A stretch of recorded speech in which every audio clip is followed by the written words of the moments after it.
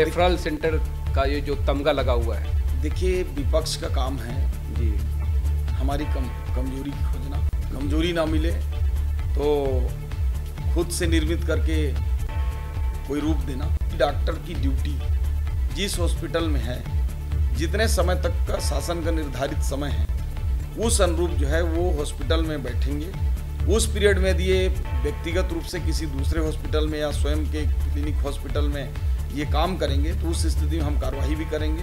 ऐसे डॉक्टरों के लाइसेंस भी निरस्त करेंगे। मैं एक ऐसे क्षेत्र से आता हूँ जहाँ लोगों को बीमार होने के बाद छोटे छोटे टेबलेट्स के लिए मुर्गियाँ बेचते देखा हूँ।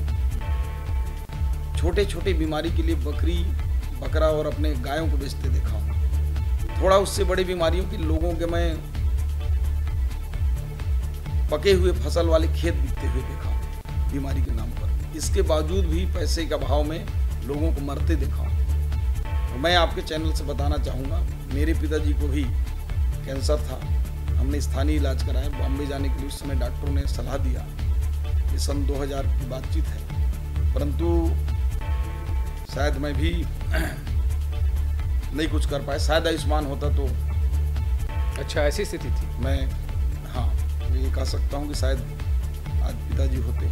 कि सर्वे भवन्तु सुखिनः, सर्वे सन्तु निरामया, सर्वे भद्राणि पश्यन्तु, माँ कश्चित् दुःख भाग् भवेत्। इन परिकल्पनाओं को, इन कंठस्थ अमृत वाणियों को लेकर रोज आप जाप करते हैं क्या इस मंत्र को, क्योंकि आप इसी विभाग में हैं? चल रहे हैं क्योंकि अब हम लोग सनातनी लोग हैं, संस्कार से हैं शुरू से ही, तो पूजा पाठ थोड़ा ध्यान वो करते ही हैं। और हर भारतीय को ये सब कुछ श्लोक याद रहना चाहिए जिससे कि जीवन का प्रेरणा भी मिले।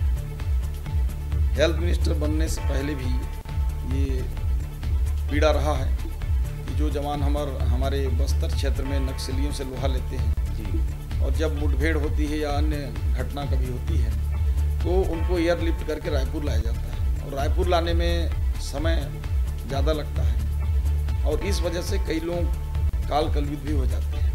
क्योंकि हमारा जगदलपुर क्षेत्र केरल जैसे राज्य से बस्तर क्षेत्र बड़ा है और ऐसे क्षेत्र में एक सर्व सुविधा युक्त हॉस्पिटल उपलब्ध रहे ताकि मरीजों को वहाँ से आना ना पड़े, जवानों को वहाँ से एयरलिफ्ट करके यहाँ ना लाना पड़े, जगदलपुर में ही हो। इसलिए जो सुपर स्पेशलिटी हॉस्पिटल है उसको हम 1 महीने के अंदर, हमारा प्रयास है कि अगस्त या 15 सितंबर 1 से 1.5 महीने में हम उसको प्रारंभ कर दें और उसको पूरी सुविधाओं से, डॉक्टर से लेकर उपकरण तक सर्व सुविधा से सुसज्जित उसको कर दें ताकि कोई भी मरीज को वहाँ से यहाँ ना आना पड़े। और वो काम हम करेंगे। माननीय विष्णुदेव साय जी की भी, मुख्यमंत्री महोदय की बहुत इच्छा है कि बस्तर क्षेत्र एक स्वास्थ्य के क्षेत्र में आत्मनिर्भर हो, सरगुजा क्षेत्र आत्मनिर्भर हो। विशेष में आज हमारे साथ में मौजूद हैं छत्तीसगढ़ के स्वास्थ्य मंत्री श्याम बिहारी जायसवाल जी।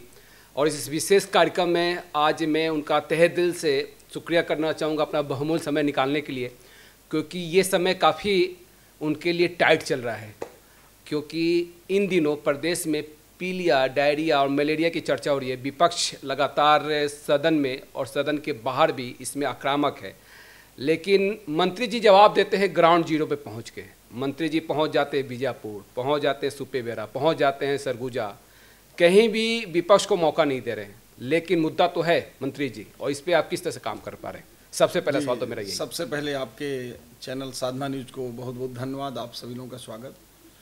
क्योंकि हेल्थ विभाग ऐसा विभाग है, जब तक हम ग्राउंड जीरो में जाकर यथार्थ स्थिति को नहीं देखेंगे तब तक उसका निदान संभव नहीं है। और मैं कोई भी विषय आता है, चाहे डायरिया हो, मलेरिया हो, किडनी की समस्या सुपेबेड़ा क्षेत्र की आई हो, किसी भी स्थिति में मैंने स्वयं उन क्षेत्रों का अवलोकन किया, वहाँ के लोगों से मिला, वहाँ की स्थिति को समझा, इसके बाद ही उस पर हम लोगों ने निर्णय लेकर कार्रवाई किया। जी। और ख़ास तौर पे इन दिनों एक विषय ये भी है कि डॉक्टरों की कमी। सदन के अंदर जब विपक्ष डॉक्टरों की कमी के मुद्दे पर बात करी तो आपने कहा 15 दिन में भर्ती। 15 दिन में संभव है कोई काम? जी हाँ, हमने कहा था कि जो डॉक्टर हैं कई हमारे क्षेत्रों में, जैसे माननीय भैया लाल रजवाड़े जी ने विधानसभा में कहा था, उन्होंने 15 दिन में जिन जिन डॉक्टरों की, हमने उसको मात्र 3 दिन में भर दिया है। और पूरे प्रदेश के लिए मैं बताना चाहूँगा कि हमने आश्वासन दिया था कि हम डॉक्टरों की पदस्थापना शीघ्र ही करने वाले हैं। तो हमने 550 डॉक्टरों का जो मेडिकल ऑफिसर हैं बॉन्ड वाले, उनकी हम 3 दिन के अंदर नियुक्ति अभी करने वाले हैं। हमारी पूरी तैयारी हो चुकी है। हो सकता है कि ये छुट्टियों की वजह से सोमवार मंगलवार हो, नहीं तो 1-2 दिन में ही ये जारी हो सकते हैं। और विगत आश्वासन के बाद बस्तर क्षेत्र में 14-15 विशेषज्ञ और 14-15 सरगुजा में भी हमने भेजने का काम किया है। अभी 550 डॉक्टरों की जो पदस्थापना हम कर रहे हैं, और इसमें मेडिकल कॉलेज को प्राथमिकता दिए हैं, सरगुजा को दिए हैं, बस्तर को दिए हैं, और जिन जिन क्षेत्रों में विशेष रूप से कमी है उसको ध्यान देते हुए हम पदस्थापना करने जा रहे हैं। लेकिन आरोप क्यों लगता है कि जो बड़े हॉस्पिटल है, खासतौर पर जिला मुख्यालय के हॉस्पिटल, वो रेफर सेंटर बन गए हैं, रेफर कर देते हैं? ये मुद्दा आपके सामने भी आया था, रेफरल सेंटर का ये जो तमगा लगा हुआ है। देखिए, विपक्ष का काम है जी हमारी कमजोरी की खोजना, कमजोरी ना मिले तो खुद से निर्मित करके कोई रूप देना। मैं बताना चाहूँगा, ये बात करते हैं कि हमारे सरकारी हॉस्पिटलों की स्थिति खराब है, व्यवस्था चरमरा गई है, रेफरल सिस्टम बन गए हैं। 7 महीने में ही हमने 20 लाख से ऊपर मरीजों का ओपीडी किया है, 9.5 लाख से ऊपर मरीजों को हमने आईपीडी किया है। तो यदि हमारे यहाँ इलाज नहीं होता, व्यवस्था चरमरा जाती, तो ये 30 लाख मरीजों का इलाज किसने किया? और आज मुझे बताइए कि किस क्षेत्र में, पहले से आम जनता से पूछिए, इन 7 महीनों में व्यवस्थाओं में ज़मीन आसमान का अंतर आया है। वहाँ की साफ़ सफाई में, वहाँ के भोजन व्यवस्था में, वहाँ के डॉक्टरों की उपस्थिति में, दवाइयों के मामले में, चेकअप के मामले में। और आवश्यकता पड़ेगी तो भविष्य में हम पीपीपी मोड पर भी जाकर जो जांच है उसके लिए प्रतिबद्ध हैं, इलाज के लिए प्रतिबद्ध हैं। हम डॉक्टरों की कमी के लिए सदन में भी बताए हैं, आपको भी बताना चाहूँगा कि हम जो बस्तर और सरगुजा क्षेत्र में विशेषज्ञों की कमी पूरा करने के लिए विशेष पैकेज देने वाले हैं जी। और केवल कागजों में नहीं चल रहे हैं, यथार्थ में उतार रहे हैं। विशेष पैकेज क्या होगा, उस पर थोड़ा प्रकाश डालें। उनको चूँकि हम तनख्वाह बढ़ा नहीं सकते जी, क्योंकि तनख्वाह बढ़ाने से सभी विभाग के कर्मचारी अधिकारी के बीच कैडर के माध्यम से सभी को चाहिए कि उस कैडर का समान वेतन हो। इसलिए हम विशेष भत्ता के रूप में डॉक्टरों को उनके जो वेतनमान हैं उनके 40 या 50 या 30% ऐसा जो भी कमेटी की रिपोर्ट आया होगा वो बढ़ा कर देंगे, ताकि उनको अन्य सुविधाएं, उनकी आवश्यकता अनुरूप रहने का, खाने का, ट्रांसपोर्टिंग का, आने जाने का, उनके इसके लिए उनको सहायता मिल सके, रियायत मिल सके। और इसलिए आपने ये भी कहा कि जो स्वास्थ्य अधिकारी हैं वो हफ्तों में 3 हॉस्पिटलों का निरीक्षण करें। ऐसा नहीं कि एसी चैम्बर में आप बैठे हुए हैं, आप जाइए ग्राउंड पे देखिए। निश्चित रूप से जो हमारे अधिकारी हैं या जिम्मेदार डॉक्टर हैं वो हर स्तर में, जैसे डायरेक्टरेट लेवल के अधिकारी, ये अपने मेडिकल कॉलेज या डिस्ट्रिक्ट हॉस्पिटल में जाएं, कभी कभी नीचे के हॉस्पिटलों में भी जाएं, लेकिन जो डिस्ट्रिक्ट ऑफिस के सीएमएचओ हैं, डीपीएम हैं और अन्य जिम्मेदार जो जिला लेवल के अधिकारी हैं वो लोग अपने नीचे ब्लॉक लेवल में जाएं। ब्लॉक लेवल के अधिकारी सीएससी पीएससी लेवल पर जाएं और पीएससी लेवल के अधिकारी नीचे में उप स्वास्थ्य केंद्रों की मॉनिटरिंग करें, उप स्वास्थ्य केंद्र वाले मितानिन से कोऑर्डिनेट करें। और जब नीचे से हम कोई चीज़ को रोकना चालू करेंगे, प्रिवेंशन ऑफ डिसीज, बीमारी को आने से ही रोक देना, तो उसके लिए अभी मैं बता रहा हूँ एक उदाहरण आपको। हमें जब बीजापुर गया था तो वहाँ लोगों से मिला, मरीजों से मिला, मितानिनों से मिला, अधिकारियों से मिला, और मैंने सख्त निर्देश भी दिए और उनसे आग्रह भी किया कि आप लोग 100% मलेरिया की जांच करिए। हमारे कुछ लोग बता रहे थे, स्वास्थ्य विभाग के भी और आम जनता के, आप लोगों के भी चैनल के माध्यम से पता कर सकते हैं, बाढ़ की स्थिति में भी नदी में नाव से पार होकर हमारे हेल्थ वर्कर उन सुदूर गाँव में ब्लड चेक करने गए, और आज स्थिति है कि मलेरिया हमारे कंट्रोल में। बीजापुर में उस दिन से ऐसी कोई भी घटना नहीं आई कि किसी की मृत्यु हुई हो। जागरूकता भी काफ़ी महत्वपूर्ण है। कई बार ऐसा देखने को मिलता है कि जो जागरूकता है उसकी कमी की वजह से भी स्थिति बिगड़ जाती है। निश्चित रूप से जागरूकता एक बहुत महत्वपूर्ण चीज़ है। उसके लिए हम लोग छोटे छोटे नुक्कड़ सभा, छोटे छोटे नुक्कड़ नाटक, स्थानीय कलाकारों के माध्यम से इसकी हम लोग योजना बना रहे हैं, और हमारे जो हेल्थ डिपार्टमेंट है उसके माध्यम से चल भी रहा है। साथ ही साथ हम भविष्य में एक मैगजीन भी निकालेंगे जो हेल्थ मैगजीन के नाम से होगा, जिससे लोगों को ज़रूरी चीज़ों की जानकारी और 1 महीने के अंदर हो रही गतिविधियों की जानकारी ये हमारे हेल्थ वर्कर तक, सभी हॉस्पिटलों में सभी वर्कर्स के पास पहुंच जाए, ताकि वो लोग एक दूसरे के साथ कम्युनिकेट करके जान सकें कि प्रदेश में हो क्या रहा है। लेकिन प्रदेश की स्थिति की बात तो हुई, आपके निर्वाचन क्षेत्र में पिछले दिनों एक खबर निकल के सामने आई कि डॉक्टर ओपीडी में नहीं बैठ रहे हैं। मनेनगढ़ से तस्वीर आई थी निकल के। निश्चित रूप से कई जगहों पर ओपीडी में नहीं बैठने की बातचीत आई है और मैंने सख्त निर्देश दिए हैं कि जो भी डॉक्टर की ड्यूटी जिस हॉस्पिटल में है, जितने समय तक का शासन का निर्धारित समय है, उस अनुरूप जो है वो हॉस्पिटल में बैठेंगे। उस पीरियड में यदि ये व्यक्तिगत रूप से किसी दूसरे हॉस्पिटल में या स्वयं के क्लिनिक हॉस्पिटल में ये काम करेंगे तो उस स्थिति में हम कार्रवाई भी करेंगे। ऐसे डॉक्टरों के लाइसेंस भी निरस्त करेंगे, उनके जो नर्सिंग होम या हॉस्पिटल है उसको सीज भी करेंगे। चूँकि ड्यूटी के बाद उसमें 2 प्रकार के होते हैं। एक डॉक्टर होते हैं जो प्रैक्टिस भत्ता नहीं लेते, तो ऐसे डॉक्टरों को छूट है कि वो अपना प्रैक्टिस कर सकते हैं। लेकिन जो डॉक्टर प्रैक्टिस नहीं करते और उनको गवर्नमेंट अलाउंस देती है, ऐसे डॉक्टर खाली टाइम में भी प्रैक्टिस नहीं कर सकते हैं, उनको ऑन कॉल ड्यूटी ज़रूरत पड़ने पर बुलाया भी जाता है। तो ऐसे मामले में मेरा स्पष्ट है आपके चैनल के भी माध्यम से, और इस मामले में हम कोई समझौता नहीं करेंगे। तो गुणवत्ता में सुधार की पूरी उम्मीद है? जो पहले एक सिस्टम चल रहा था कांग्रेस सरकार के समय और अभी आपकी इस सरकार के 7 माह पूरे हो चुके हैं, गुणवत्ता क्वालिटी को लेकर किस तरह से काम हो रहे हैं?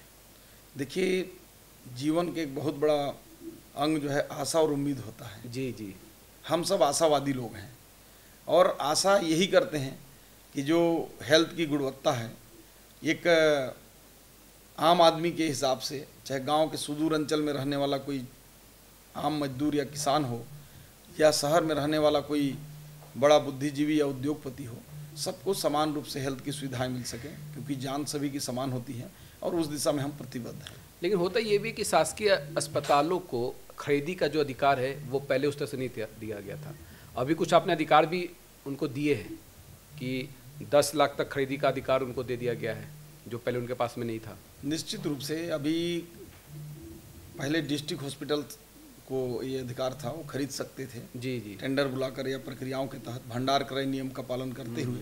परंतु जो मेडिकल कॉलेज हैं उनको 50,000 से ऊपर का नहीं था। उसके लिए हमने शासन स्तर पर कह दिया है कि उनकी सीमाएं बैठकर कमेटी से 5 लाख या फिर 10 लाख की उनको फ्री हैंड दिया जाए, जितनी वो मांगते हैं, ताकि बार बार ये संचालय मंत्रालय का चक्कर जो है छोटे छोटे कामों के लिए संबंधित विभागाध्यक्षों को या डीन को या एमएस को न लगाना पड़े, ताकि छोटे मोटे जो 2 लाख 4 लाख के वो ज़रूरत पड़ने पर दवाइयाँ, उपकरण, आवश्यक वस्तुएं ये लोग खरीद सकें। पूर्व में छत्तीसगढ़ मेडिकल कॉरपोरेशन में जो हालात रहे, जो स्थिति रही, आपको भी मालूम है, दवा खरीदी में अनियमितता, आपने तो जांच की भी बात कही है सदन के अंदर। लगेगा लगाम जो पहले जिन्होंने अनियमितता बरती है, सही तरीके से दवा की सप्लाई नहीं हो पाई? निश्चित रूप से उसमें हमने जांच के स्पष्ट निर्देश दिए हैं, और केवल निर्देश नहीं, जांच भी लगभग 70% हो चुका है। 70%? 70% पूरी हो गई है। ये तो सदन में मैंने 10 दिन पहले ही घोषणा किया था, लेकिन हमारी जांच जो है पिछले 3 महीने से चल रही है जी। आचार संहिता पहले से, बल्कि 4-5 महीने हो गए होंगे। क्योंकि इसका दायरा व्यापक है, ये नीचे के उप स्वास्थ्य केंद्र से लेकर स्वास्थ्य केंद्र के विभिन्न स्टेज पर, जिला हॉस्पिटल, मेडिकल कॉलेजों में सभी जगह खरीदी हुई है जी। और जब तक हम जांच को जांच जैसा नहीं करेंगे, पूर्वाग्रह से ग्रसित होकर राग या द्वेष से करेंगे, तो मुझे नहीं लगता कि कोई रिजल्ट आएगा। इसलिए पर्याप्त समय हमने दिया है और 3 महीने के जो समय विधानसभा में मैंने कहा है, उस समय सीमा से पहले हम जांच को पूरा करेंगे। और जहां तक जांच के बाद अगर स्थिति समझ में नहीं आएगा, मैंने कहा है EOW से जांच की मांग सदस्यों ने किया था, तो यदि हम संतुष्ट नहीं होते हैं जांच से या सरकार नहीं होती है, तो निश्चित रूप से हम उसको आगे EOW को भी देंगे और अन्य एजेंसी से भी जांच कराएंगे, ताकि जनता का गाढ़ी कमाई का पैसा कहीं दुरुपयोग ना हो सके। क्योंकि जांच नहीं हुई है तो अभी ये कहना कठिन है कि उसमें भ्रष्टाचार हुआ है या नहीं हुआ है। यदि हुआ होगा तो निश्चित रूप से कार्रवाई हम करेंगे। और अभी 7 महीने के कार्यकाल में ये मैं दावे से कह सकता हूँ आप लोगों के भी माध्यम से और आम जनता से कि कहीं भी कोई गड़बड़ी, किसी प्रकार की भ्रष्टाचार या कोई भी गुणवत्ताविहीन सामान की खरीदी या कोई भी अव्यवस्थाओं के संदर्भ में मेरे तक जानकारी आएगी तो मैं निश्चित रूप से कार्रवाई करूंगा।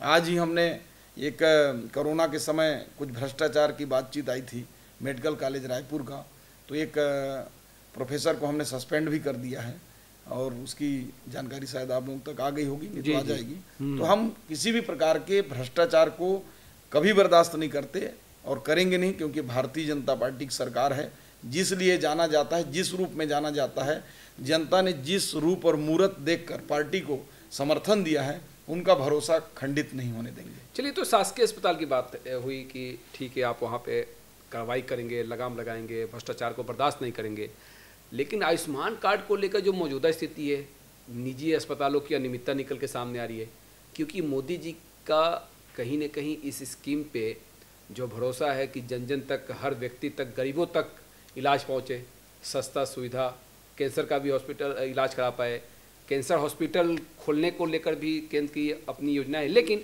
आपको नहीं लगता कि पहले जो गरीब व्यक्ति था जिसका सब कुछ बिक जाता था इलाज कराने के नाम पे, आयुष्मान में बहुत कुछ सहूलियत मिली, लेकिन आयुष्मान में जो अभी अनियमितताएं बढ़ती जा रही है निजी हॉस्पिटलों के द्वारा। आपने बहुत बढ़िया किया है प्रश्न पूछकर जी। मेरी इससे भावनाएं भी जुड़ी हुई हैं, क्योंकि मैं एक ऐसे क्षेत्र से आता हूं जहां लोगों को बीमार होने के बाद छोटे छोटे टेबलेट्स के लिए मुर्गियां बेचते देखा हूं, छोटे छोटे बीमारी के लिए बकरी, बकरा और अपने गायों को बेचते देखा हूं। थोड़ा उससे बड़ी बीमारियों के लोगों के मैं पके हुए फसल वाले खेत बिकते हुए देखा हूं बीमारी के नाम पर। इसके बावजूद भी पैसे के अभाव में लोगों को मरते देखा हूं। और मैं आपके चैनल से बताना चाहूँगा, मेरे पिताजी को भी कैंसर था, हमने स्थानीय इलाज कराया, बॉम्बे जाने के लिए उस समय डॉक्टरों ने सलाह दिया, ये सन 2000 की बातचीत है, परंतु शायद मैं भी नहीं कुछ कर पाया। शायद आयुष्मान होता तो अच्छा, ऐसी स्थिति थी। मैं हाँ, तो ये कह सकता हूँ कि शायद आज पिताजी होते। लेकिन जब मैं स्वास्थ्य मंत्रालय का प्रभार संभाला तो ये बातें मेरे नॉलेज में आया। मैं डॉक्टरों से निवेदन भी किया, प्राइवेट वालों से, कि भाई गांव का कोई भी व्यक्ति आता है, जिस पैकेज में आता है, आप लोग पूरी तरह से इलाज करके उनको भेजिए। कई जगह बातें आई कि एक्स्ट्रा पैसा ले रहे हैं जी। हमने तो 7 महीने में इतनी कार्रवाइयाँ की हैं जितनी कि पिछले सरकार ने 5 साल में नहीं किया होगा। लेकिन मैं कार्रवाई के दम पे व्यवस्था को नहीं सुधार सकता, मेरा ऐसा मानना है, जब तक सभी लोग अवेयरनेस नहीं होंगे। और कई बातें ऐसी भी आई कि इलाज नहीं करा रहे हैं, ज़्यादा पैसा निकल रहा है। कई जगह ये भी बातें आई हैं कि एक पैकेज में भर्ती कर रहे हैं तो 3 पैकेज का पैसा निकल रहा है। इन सारी चीज़ों को देखते हुए हमने व्यवस्थाओं पर काम चालू किया और जल्द ही आपको भी इसकी व्यवस्था दिख जाएगी। हम एक ऐसी व्यवस्था करने जा रहे हैं, ऐसे व्यवस्था के तहत काम करने जा रहे हैं जो हमारे पूर्ववर्ती सरकार में इंश्योरेंस मोड में हमने काफ़ी हद तक सरकार का पैसा बचाया था। आप देखेंगे कि जैसे हमारी सरकार गई, आयुष्मान के पैसे का ग्राफ जो है एकदम बढ़ता ही गया। आज 2500 करोड़ का इलाज हो रहा है। लेकिन इसमें मैं नहीं कहता कि सारे हॉस्पिटल्स गड़बड़ कर रहे हैं, परंतु कहीं ना कहीं इसमें गड़बड़ी है, इसको स्वीकार करने मुझे कोई परहेज नहीं है। इसलिए हम व्यवस्था को दुरुस्त करके इंश्योरेंस मोड में जा रहे हैं और इसके बाद हमारा केवल काम रहेगा मरीजों को सुविधाएं देना। कोई भी मरीज का पैसा ना लगे, कोई भी मरीज इलाज के बिना वापस ना जाए, इसको सख्ती से करेंगे। और एक इस प्रकार का मोड 1-8 महीने के अंदर हम उस पर टेंडर कर लेंगे और लोगों को जल्द ही अच्छी सुविधाएं मिलेंगी। क्योंकि आयुष्मान जो योजना है वो पीएम मोदी के दिल के काफ़ी नज़दीक है। आयुष्मान का मकसद जो था गरीबों को सस्ता में इलाज मिले, लेकिन पूर्ववर्ती कांग्रेस की सरकार यहाँ पे जब थी, आयुष्मान की क्या स्थिति थी आपको भी मालूम है।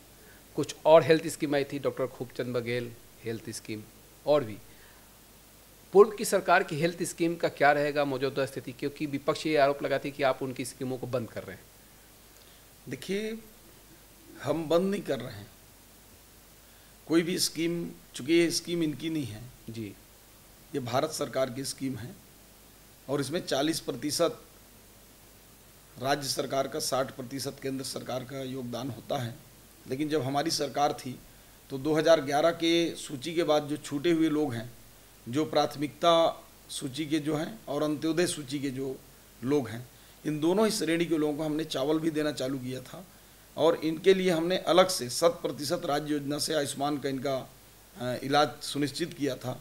साथ ही साथ ऐसे कुछ विशेष वर्ग के लोग जिनकी चिन्हांकन किया गया कि वो इलाज कराने में असमर्थ हैं, भले किसी सूची में नहीं हैं, उनको भी कुछ कार्ड कुछ लोगों को दिया गया। तो ऐसे लोगों के लिए हमारी सरकार योजना लाई थी, लेकिन पिछले 5 सालों में इन्होंने जो योजना चलाया स्वास्थ्य में, न तो राज्य का हित हुआ, पैसा बचा, न तो गरीबों को इलाज मिल पाया और केवल ये आयुष्मान के नाम पर लोगों का एक जो विश्वास कम हुआ, उसके अलावा कुछ नहीं हुआ।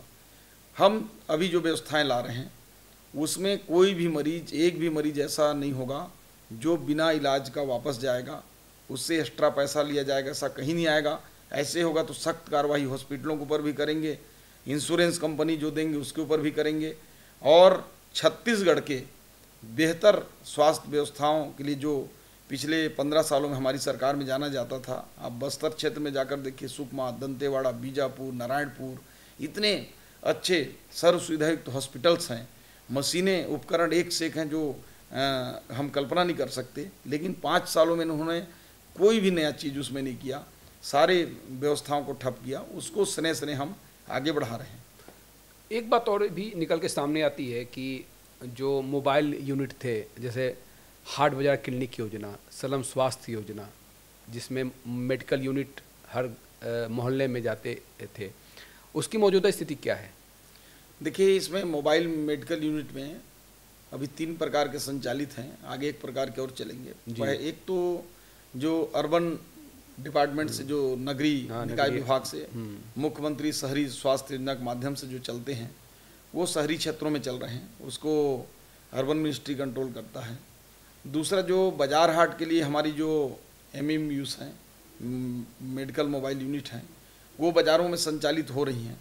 उसके अलावा एक और आने वाला है जो विशेष जनजाति समूह वर्ग के लोगों के लिए। अभी 57 जो मोबाइल मेडिकल यूनिट है उसका टेंडर हम फ्लोट कर रहे हैं, लेकिन भारत सरकार से अनुमति मांगे हैं कि हमको लगभग 100 यूनिट और दे दें, ताकि हम पूरे दूरस्थ अंचलों में जो लोग बीमार होने पर हॉस्पिटल तक में नहीं आना चाहते, जो लोग नज़दीकी सेंटरों में नहीं जाना चाहते, ऐसे विशेष जनजाति हैं जो अपने घरों से शहर की ओर मूवमेंट कम ही करती हैं, ऐसे लोगों के लिए उनके बस्तियों में पहुंचकर उनको पूरी सुविधाएं दें। इसके लिए माननीय प्रधानमंत्री जी का जो महत्वाकांक्षी योजना जो जन मन है, उसके तहत हम इसको लॉन्च करने जा रहे हैं।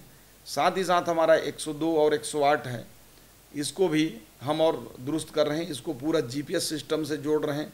किसी भी मरीज के द्वारा अगर कॉल किया जाता है तो 30 मिनट में अगर नहीं पहुंचता है तो उसकी भी व्यवस्था करने जा रहे हैं।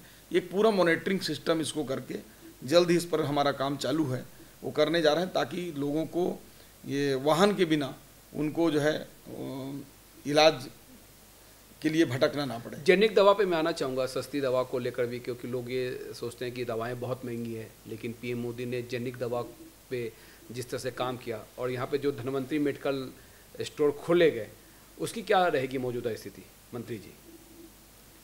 चूँकि जो धनवंतरी मेडिकल कॉलेज हैं, ये मेडिकल स्टोर हैं जी, ये पिछले सरकार ने नगरीय निकाय क्षेत्रों में संचालित किया था और इसके माध्यम से उनका जो कॉन्सेप्ट है कि लोगों को सस्ती दवाइयाँ मिले, उस पर मैं ज़्यादा कुछ नहीं कहना चाहूँगा। परंतु जो माननीय प्रधानमंत्री जी के मंशा के अनुरूप जो प्रधानमंत्री जन औषधि केंद्र हमारे प्रदेश में खुले हैं, ये पिछले सरकार ने इसमें कोई इंटरेस्ट नहीं लिया और धनवंतरी को खोलकर इनको जानबूझकर इनको धीरे धीरे बंद करने का प्रयास किया, ताकि लोगों को सुलभ दवाइयाँ न मिल सके, मोदी जी के योजनाओं का लाभ न मिल सके।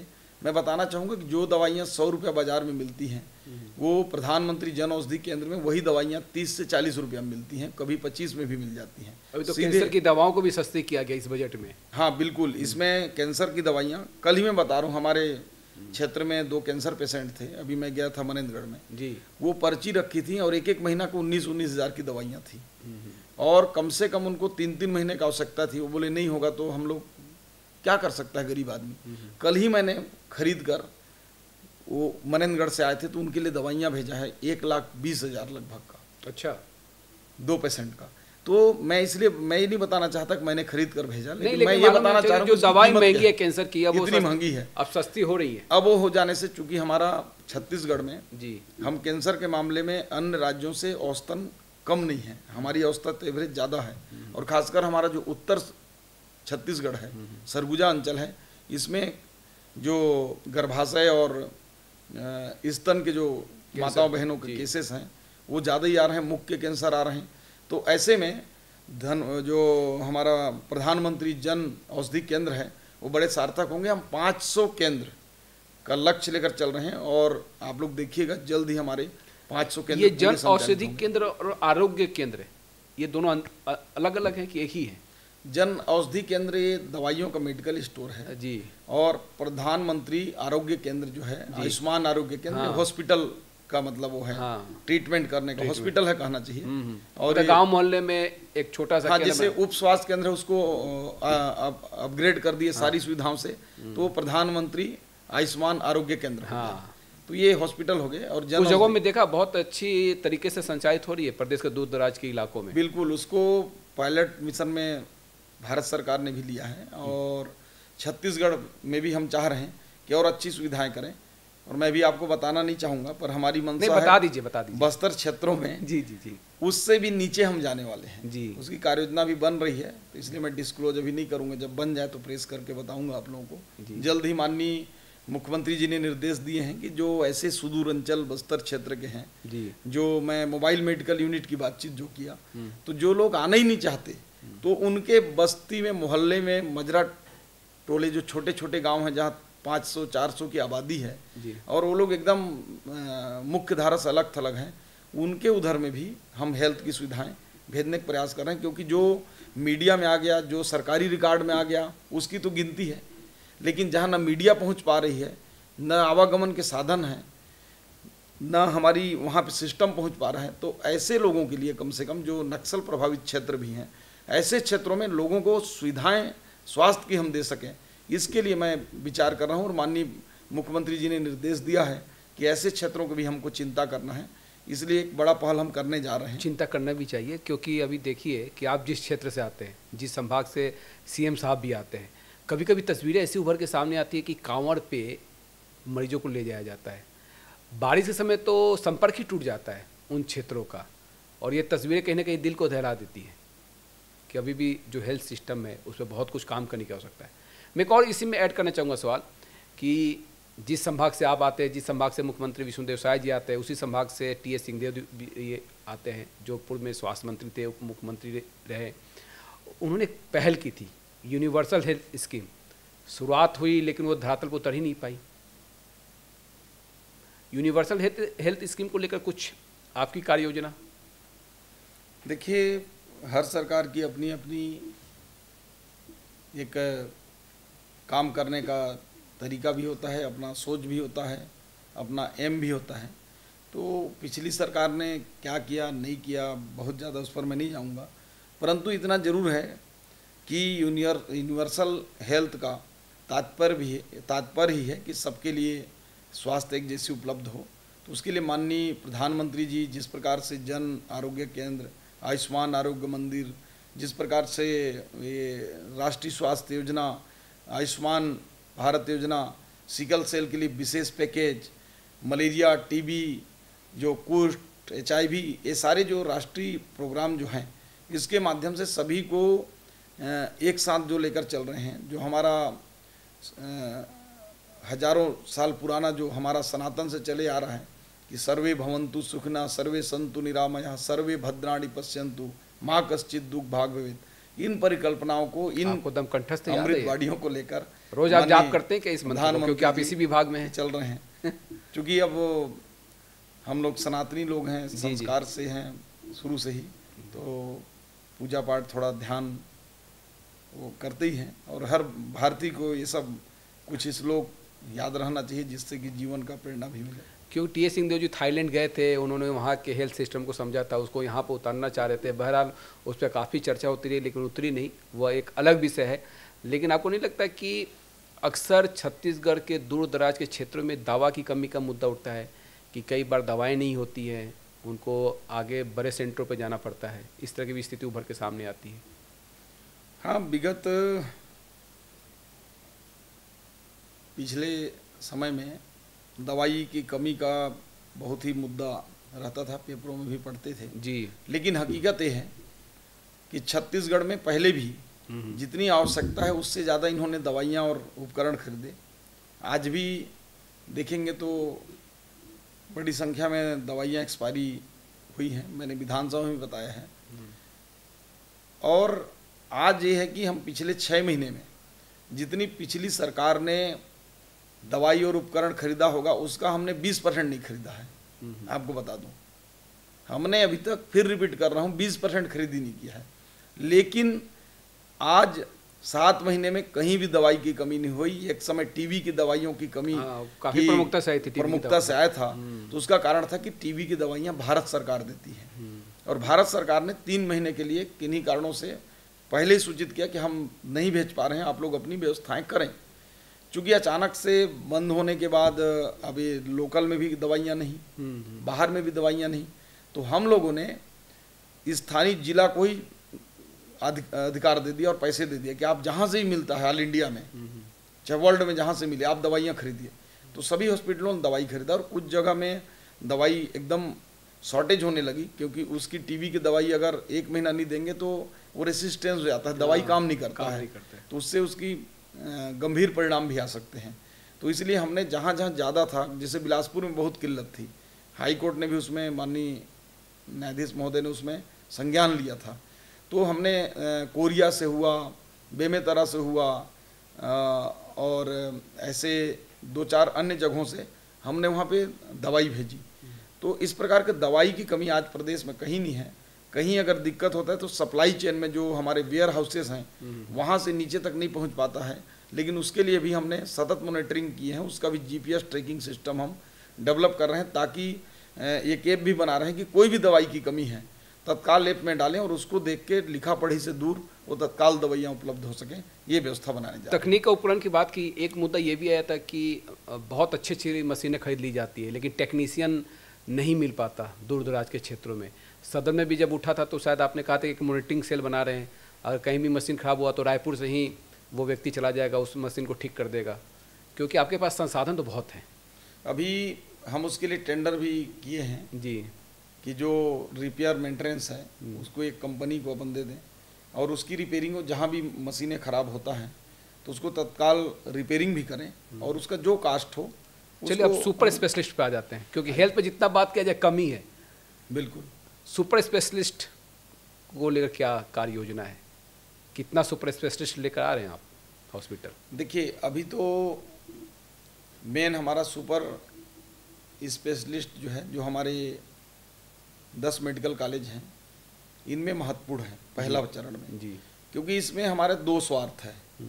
एक पहला स्वार्थ कहिए, क्योंकि स्वार्थ इसलिए बोल रहा हूँ कि हमारी मजबूरी भी है, हमारी आवश्यकता भी है कि यदि वहाँ विशेषज्ञ डॉक्टर प्रोफेसर के रूप में नहीं होंगे तो हमारी मान्यताएं भी खत्म हो सकती हैं। पेनाल्टी भी बार बार लगाती हैं, क्योंकि मेडिकल काउंसिल ऑफ इंडिया किसी प्रकार का रियायत नहीं देती है और देना भी नहीं चाहिए, क्योंकि जहाँ से डॉक्टर बन रहे हों वहाँ गुणवत्ताहीन डॉक्टर बने तो अच्छा नहीं है। तो उसके लिए 232 पोस्ट हमने पीएससी को दे दिया है, प्रक्रिया चल रही है। अब वो पीएससी 2 महीने में दे, 4 महीने में दे, 6 महीने में दे, वो उनका आउटलुक है। तो 232 से डॉक्टर हो जाने से मुझे लगता है कि एक बड़ा छत्तीसगढ़ के मेडिकल कॉलेजों में जो कमी है वो पूर्ति की ओर होगा। और दूसरा, हमने बस्तर और सरगुजा, क्योंकि जो रायपुर मेडिकल कॉलेज में कहेंगे तो लगभग यहाँ 90% पद भरे होंगे, बिलासपुर में 75% होंगे, लेकिन जगदलपुर और अंबिकापुर, कांकेर, इनकी बात हम करें जो उत्तर और दक्षिण के क्षेत्र हैं, यहाँ पे जो बॉर्डर लाइन है, रेड लाइन के नज़दीक हमारे पोस्ट हैं। अगर 1-2 भी डॉक्टर कम हुए तो हमारी मान्यता पर खतरा आएगा। ऐसे क्षेत्रों में पीएससी के बाद भी हम वॉक इन इंटरव्यू से जो भर्ती करते हैं उनके पैकेज को लगभग जो उनकी अभी वर्तमान में हम दे रहे हैं उसको 30 से 40% बढ़ाने की अनुशंसा किए हैं। और जब ये बढ़े हुए पैकेज इनको मिलेंगे तो मुझे उम्मीद है कि हमारे जो विशेषज्ञ डॉक्टर हैं उनकी पूर्ति हो जाएगी और यही प्रक्रिया हम डिस्ट्रिक्ट हॉस्पिटल और CHC में भी चालू करने वाले हैं। चलिए, मैं आपसे एक आखिरी सवाल लेना चाहूँगा। मैं कहीं पढ़ रहा था कि आपने ये कहा है कि अभी तक नक्सल क्षेत्र में जो जवान घायल होते थे उनको रायपुर लाया जाता है, अब उनके लिए स्वास्थ्य और इलाज की पूरी सुविधा आप बस्तर में देने वाले हैं? निश्चित रूप से मेरे मन में हेल्थ मिनिस्टर बनने से पहले भी ये पीड़ा रहा है कि जो जवान हमारे बस्तर क्षेत्र में नक्सलियों से लोहा लेते हैं जी, और जब मुठभेड़ होती है या अन्य घटना कभी होती है तो उनको एयरलिफ्ट करके रायपुर लाया जाता है, और रायपुर लाने में समय ज़्यादा लगता है, और इस वजह से कई लोग काल कलवित भी हो जाते हैं। चूँकि हमारा जगदलपुर क्षेत्र केरल जैसे राज्य से बस्तर क्षेत्र बड़ा है, और ऐसे क्षेत्र में एक सर्व सुविधा युक्त हॉस्पिटल उपलब्ध रहे ताकि मरीजों को वहाँ से आना ना पड़े, जवानों को वहाँ से एयरलिफ्ट करके यहाँ ना लाना पड़े, जगदलपुर में ही हो। इसलिए जो सुपर स्पेशलिटी हॉस्पिटल है उसको हम 1 महीने के अंदर, हमारा प्रयास है कि अगस्त या 15 सितंबर, 1 से 1.5 महीने में हम उसको प्रारंभ कर दें, और उसको पूरी सुविधाओं से, डॉक्टर से लेकर उपकरण तक सर्व सुविधा से सुसज्जित उसको कर दें ताकि कोई भी मरीज को वहाँ से यहाँ ना आना पड़े। और वो काम हम करेंगे। माननीय विष्णुदेव साय जी की भी, मुख्यमंत्री महोदय की बहुत इच्छा है कि बस्तर क्षेत्र एक स्वास्थ्य के क्षेत्र में आत्मनिर्भर हो, सरगुजा क्षेत्र आत्मनिर्भर हो, और पूरा छत्तीसगढ़ और मनेंद्रगढ़ हेल्थ का जहाँ से आप आते हैं वहाँ के लिए भी कुछ? चूँकि मनेंद्रगढ़ तब सरगुजा का ही हिस्सा है जी, और मनेंद्रगढ़ में हमने मेडिकल कॉलेज की स्वीकृति दिया है। इस वर्ष 50 करोड़ रुपए उसके लिए जारी भी किए हैं। 220 बेड का हॉस्पिटल भी मेडिकल कॉलेज के लिए स्वीकृत किया है। तो उम्मीद है कि आने वाले समय में हम लोग मनेंद्रगढ़ क्षेत्र में भी, चूँकि वो बॉर्डर का ज़िला है, मध्य प्रदेश लगता है, और मध्य प्रदेश के 2-3 जिले में आसपास में कोई मेडिकल कॉलेज नहीं है। इधर में मरवाही है, इधर में कोरिया लगता है। तो ऐसे में 5-7 जिलों के लिए वो एक मेडिकल का हब बनेगा। ऐसी योजना को लेकर चल रहे हैं। चलिए, तो इन तमाम योजनाओं को लेकर हमने समझा कि हेल्थ सिस्टम में श्याम बिहारी जायसवाल जी क्या कर रहे हैं और किस तरह से सिस्टम दुरुस्त होगा, क्योंकि सिस्टम पे बहुत सारे सवाल उठ रहे थे। उन सवालों का जवाब यहाँ पे बखूबी और बेहतर तरीके से यहाँ पे स्वास्थ्य मंत्री जी ने दिया। मैं माननीय मंत्री जी का बहुत बहुत धन्यवाद करना चाहूँगा इस खास चर्चा में शामिल होने के लिए। बहुत बहुत धन्यवाद।